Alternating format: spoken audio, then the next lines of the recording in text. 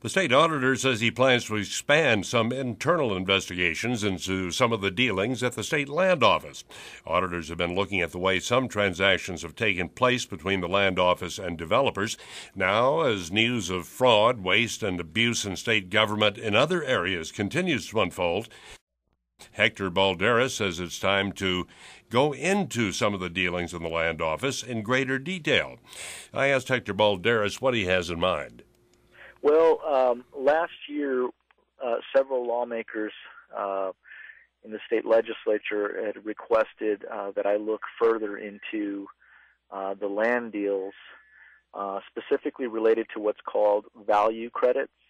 And this is where the land office would enter into a partnership with a private party, and the private party would develop the property, and at the end of a 5-year term, they would put the property out to market and sell it. And what was somewhat controversial was that they split the proceeds, sometimes 50-50, 60-40, and also there was some controversy in how those properties were selected, and of course, how the developer or the private party was selected to do the transaction. So that's how we got called into this issue, and we had been evaluating it for several months on that limited, narrow issue.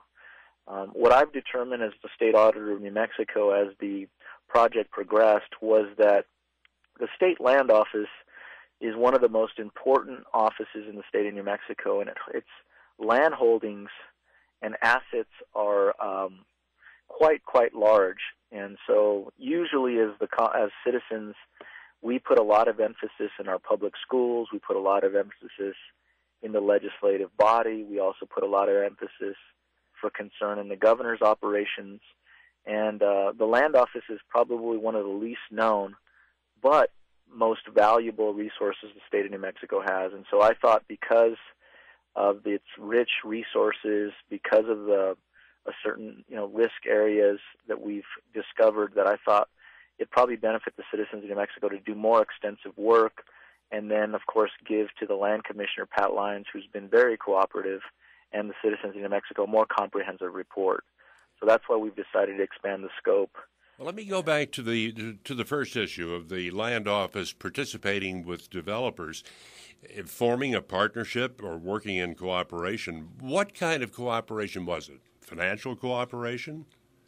Well, yes, they would, once they've secured a lease for a certain property in the state of New Mexico, the developer then, their end of the bargain was that they had to develop that property to make it commercially appealing. So the lease was granted on the basis that the developer would do certain things.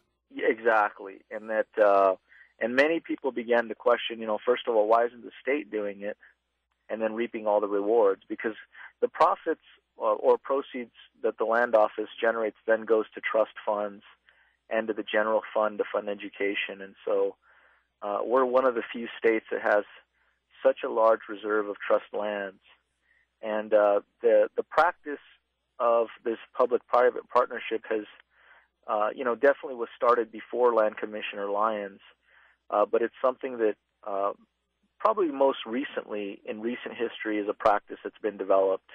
For many years, this was very uncommon, and it's become more common probably in the last decade or so.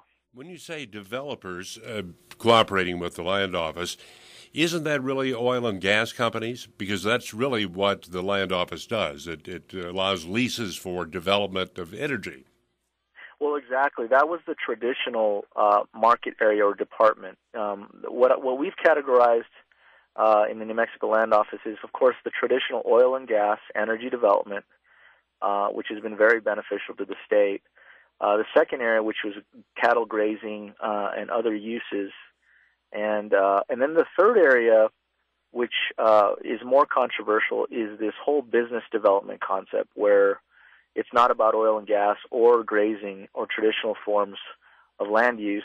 It's entering a partnership for maybe residential homes or business, commercial buildings. So other kinds of development.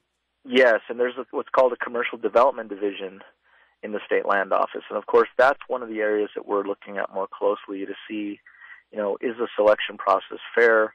The properties that are put on the market, are they, do they meet a criteria that's consistent? And of course, the ultimate question is, in this new business development concept, is the state taxpayer actually benefiting from this type of transaction, or is this a business that the state should be doing as well? So you'll be looking for instances of possible favoritism or certainly not kickbacks, I'm sure. Would that be a possibility? Well, we don't like to speculate on that. We're really starting off with kind of an open mind and just making sure that the type of controls and standards are properly in place when you're trying to transact, something so valuable. We've got extensive rules and regulations on, procuring legal services, or if the state of New Mexico would like to enter into a professional service contract. We've got extensive rules that govern how the state of New Mexico does business and selects business services. And we want to make sure that the state land office, implores those best practices as well. State Auditor Hector Balderas, thanks so much. Thank you, Bill.